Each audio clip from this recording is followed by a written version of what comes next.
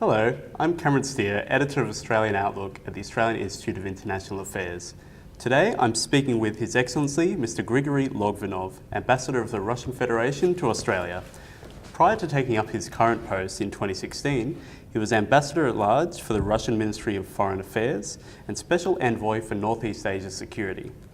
This evening, May 23rd, he is delivering a presentation on Russian foreign policy to the AIIA ACT branch. Thank you for joining us, Your Excellency. Australia's relationship with Russia is at a low point. Australia joined several other nations in imposing targeted sanctions on Russia after the annexation of Crimea in 2014 and was highly critical of Russia's response to the downing of MH17. What avenues do you see for cooperation between Russia and Australia that could begin to improve the relationship?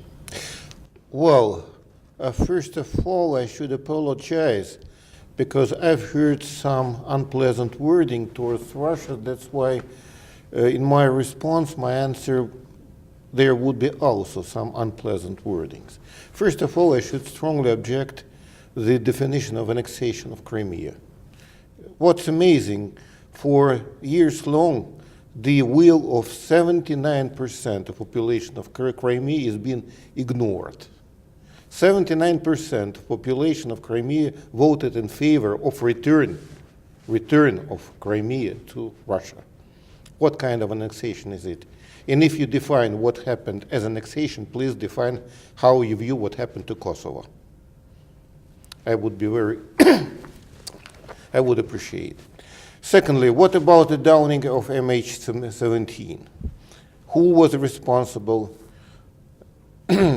We've never opposed any proper investigation, just the contrary.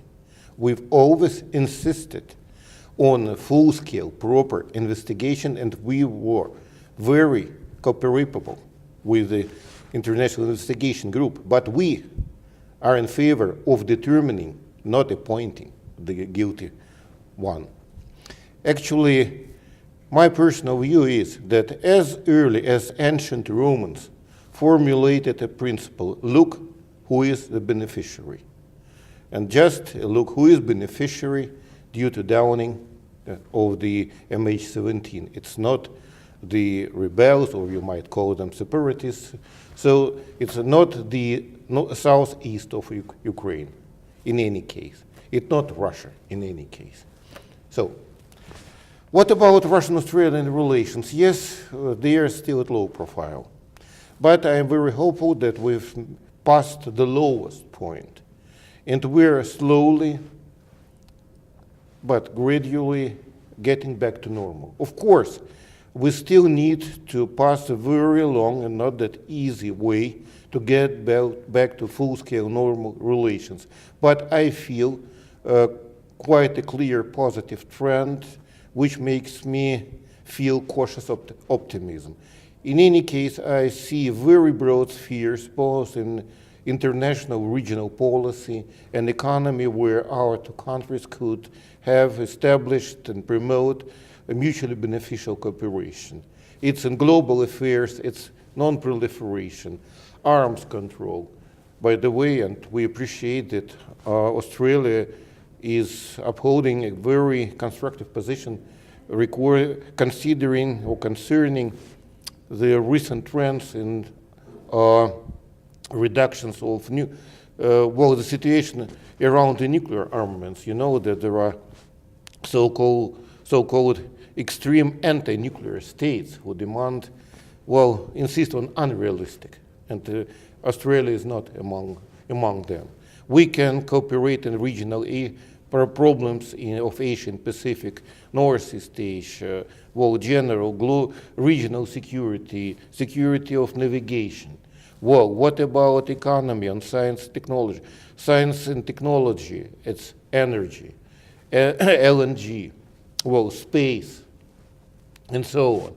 That's why, once again, as ambassador, I see my foremost duty to promote our bilateral relations in the spheres where it is possible. Of course, we should not run ahead of things. We should move at the pace which is acceptable for both sides. Yep. Thank you. Australia has been asked by the United States to increase its military commitment to Afghanistan, and President Trump is considering sending a further 5,000 troops to the country. Russia supported the invasion of Afghanistan following September 11, but recently it's been increasing its diplomatic engagement with the Taliban.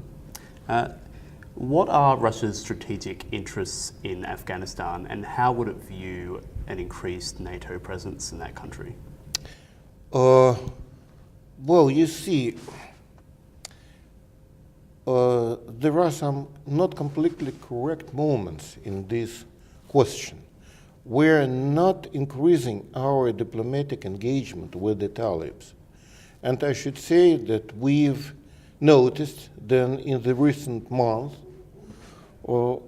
there are some rumors spread mostly by foreign armed forces command in Afghanistan and by some Afghan officials that as if Russia was strengthening its cooperation with Talibs, as if Russia was providing Talibs with weapons, with financial assistance, even establishing some training camps for Talibs. It's absolutely fake. It's first. Secondly, we believe that normalization, the solution of the problems of Afghanistan, are impossible only through military means. We believe that the country needs a national reconciliation, a new national accord, according UNSC resolutions. That's why we want to do everything to promote inter-Afghan dialogue. That's why we had some limited contacts with the Talibs, just to encourage them to engage in this dialogue with official Afghan. By the way, I should say that as early as a couple of years ago, Talibs were recognized by the official Afghanistan government as an equal partner dialogue. They had contacts in a number of countries, and a number of countries have contacts with Talibs, including UN mission in Afghanistan. That's why we also, all of these efforts didn't produce any effect. That's why we decided that we should also do some work. And we're urging Talibs to engage in dialogue. That's why we also express our willingness, our readiness to host an inter-Afghan meeting. That's what we're doing in Afghanistan. We don't have any special strategic interest in Afghanistan. We want peace and stability for this poor country, which is torn by the war already for decades long. What about NATO? Well, regrettably, NATO is there already for 3 years. We don't see any improvement in the situation, just the contrary. The situation is deteriorating, and I don't know whether you would like it or not, but I like to quote the former Speaker of the House of U.S. Congress, Sam Rayburn, who said that a jackass can kick down a barn, but it needs a carpenter to restore the barn. Regrettably, I'm afraid NATO is not a carpenter. The Obama administration attempted to reset the US relationship with Russia in 2009, but tensions were extremely high by the end of Obama's presidency.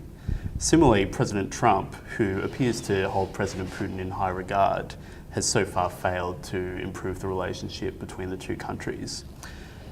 From the Russian perspective, what are the issues that prevent the US and Russia having a better relationship a quarter of a century after the Cold War? Well, US is not my specialty, it's not my portfolio, and I don't want to feed on the grass of my colleagues who are engaged in charge of our relations with the US. Still, I've spent 5 years in the US being assigned as political counselor to our embassy there. That's why I've got some knowledge. And furthermore, I worked with the Americans a lot within the six-party process on Korean Peninsula nuclear issue.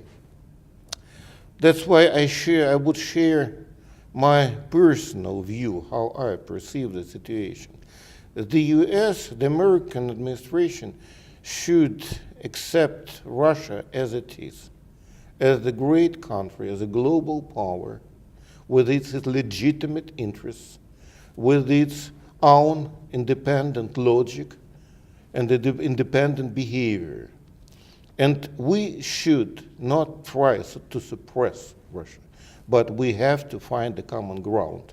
We have to talk like equals, not like a superior with subordinate. And that would be the key, key condition. What about Donald Trump administration? Well, they've just passed their first 100 days. The situation in the country is not that easy, and it's widely reflected in American press. That's why let us not hurry with judgment. Let's wait and see. In any case, we're hopeful for the better, and we're open. You know, we don't want confrontation with no one, neither with US, neither with NATO, nor with EU or anyone other. Ambassador, thank you for joining us today. If you'd like why you've missed the question about Korea? That's just because we're running short of time. Okay. Sorry. To see more interviews and stay up to date with the AIIA's events and analysis, please like us on Facebook or follow us on Twitter.